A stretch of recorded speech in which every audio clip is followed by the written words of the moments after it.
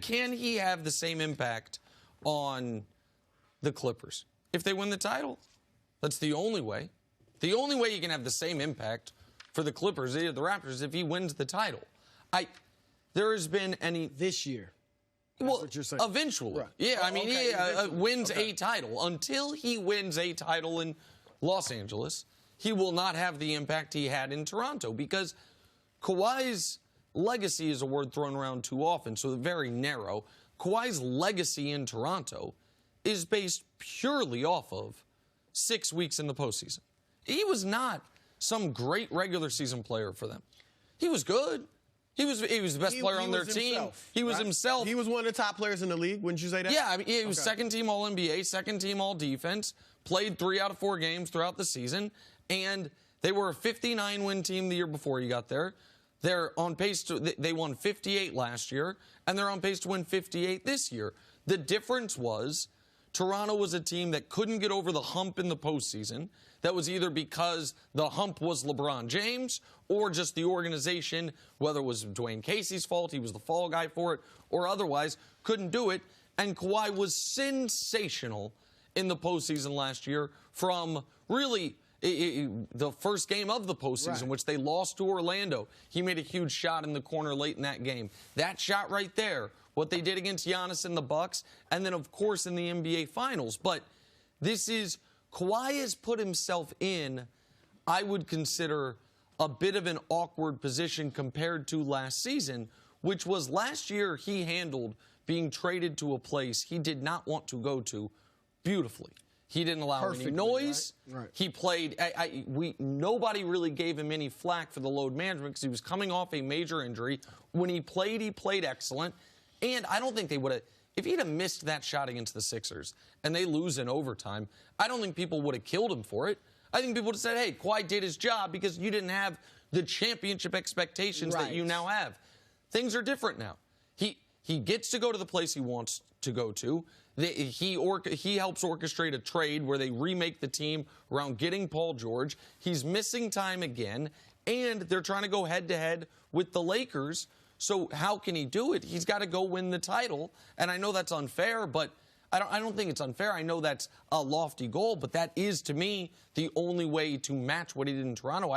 To me, that's obvious. No, I totally agree. And I mean, look, what he did in Toronto was just spectacular. I mean, that is one of the greatest runs in recent NBA history because you go to a team for 1 year, and I was saying from the beginning, he could win a championship there and still go to the Clippers. Because at that point, it looked like everybody was saying he's going to the Clippers.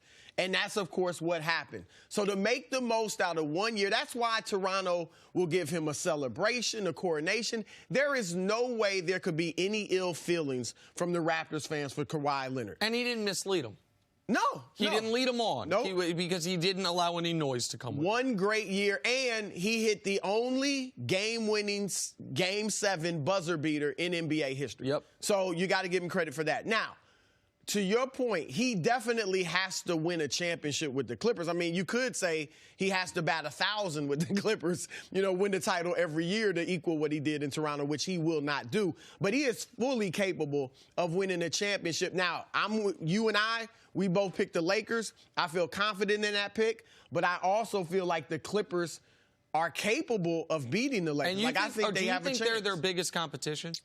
Yes. I mean, Milwaukee is playing great, but the Clippers have two. I mean, some people might say Lou Williams has become a star. Sure. So 2, maybe 3 stars. They got a championship coach. They've got great depth, chemistry. Everybody knows their role, and they're hungry. Milwaukee's got 1 star. I mean, I don't know if we're ready to start calling Chris star. Right. Well, he's the star that Lou Williams is. So they superstars. So let's say superstar 2-1, no doubt about it. Budenholzer's a good coach. Some people thought he had his struggles in the playoffs last year, not Doc Rivers. So, yeah, I think the Clippers are their toughest competition. Kawhi Leonard, look, I get it. He's shooting a career low from the field right now. He hasn't been very good since Halloween.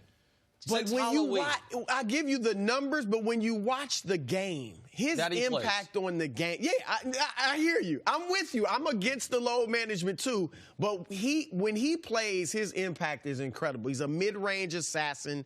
He's so tough and physical defensively. You just hate playing against him. So then I will ask you, does it matter if he wins the championship? Does it matter how he wins the championship? No. You don't care if he load manages his way right through a title, if he wins the title? No. If he wins the title, doesn't matter then how. I would argue, the ripple effects as far as the impact on other players and teams engaging in this level of load management is going to potentially be damaging for the league. Agreed. People think I got something against Kawhi. I cross my heart, I do not. A little? No.